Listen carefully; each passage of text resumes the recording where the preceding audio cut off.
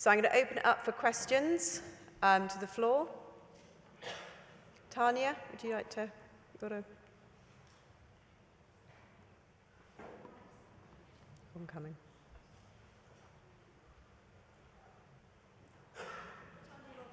Thank you so much, absolutely fantastic. I just wondered, as you didn't have any contacts and you want to be a farm vet, did you have any problems in, for example, if you needed to go for that lambing experience and getting there? And what can you say, what can we do to help encourage more people of colour then that want to get that experience on the farms? Yes. It was difficult because I had no contacts. So you were literally Googling, and well, Google wasn't as big then.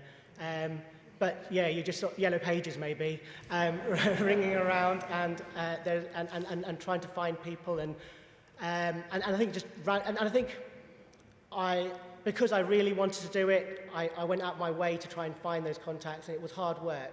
But then once you start to find one or two, then it becomes a little bit easier finding others.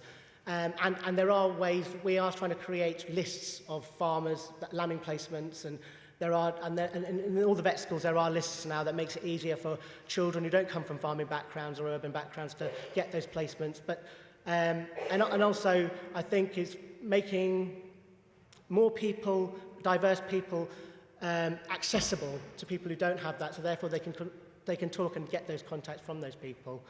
So that would be my first thing about the contacts and getting out there and trying to break those barriers.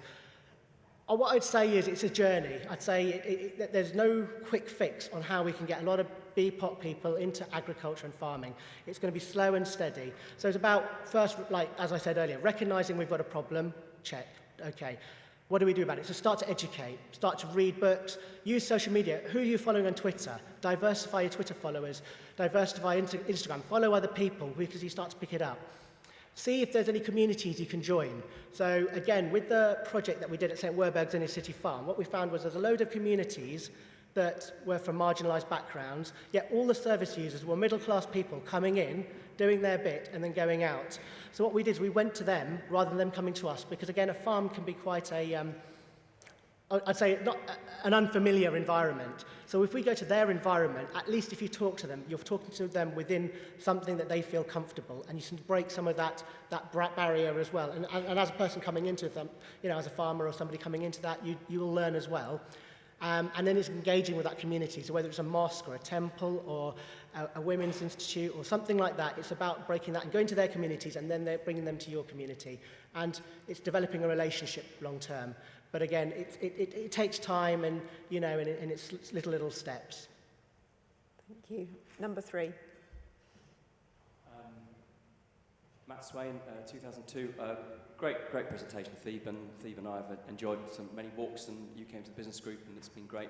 And as you know, many of my, I do some mentoring in the urban area. Many of my mentees are from the BPOC background, and trying to get them out to the countryside is, well, it's great when they're young, but obviously something happens in teenage years, and there's, you know, so I would just point out or make the point that it's not just necessarily that there is a resistance from the countryside trying to be accepting of the BPOC community coming in. It's also a perception, a difficulty of the black and people of colour community. You know, the difficulty with these acronyms is getting awfully complicated, but it's also a difficulty of getting the urban area back into the countryside. And how do you think we can square that circle?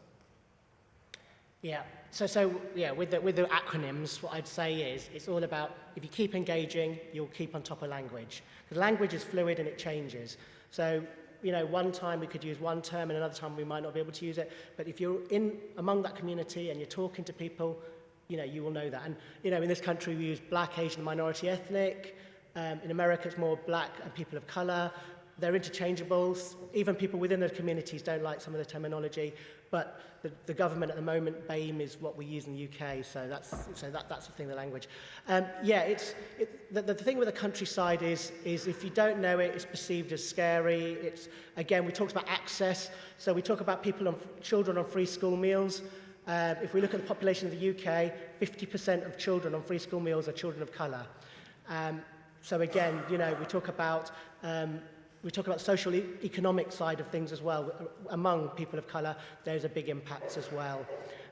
So I think it's about a two-way conversation. It's about, you know, it's not about dragging people out to the countryside straight away. It's about maybe engaging with them where they're comfortable and then they're coming to where you're comfortable and doing it that way. But the more conversation, the more relationships we build, we start to break down those barriers. And I think that's been the biggest issue, because again, it's difficult to try and engage with something that you don't know and fear, and it's about breaking that fear down. And again, I don't have all the answers, but that's probably the way I would go about approaching that sort of thing. Brilliant. We've got time for just one more question, so I'll go for number 1. Emily McVeigh, Fellow 2021 Scholar. Thank you, that was fantastic. I'd just like to say what a brilliant job you're doing with the OFC, and I'd like to ask what your ideas are for Nuffield to do more to create more diversity. Thank you. Yeah. So the first thing is, if we keep doing what we're doing, we're not going to make any change. And so ultimately, we need to go back to the drawing board. You know, what sort of scholars do we want? Where are we reaching out for scholars? What's the application process like?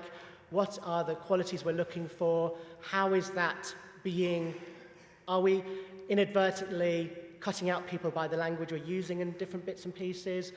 Who are the role models we're using and the imagery we're using to promote Nuffield?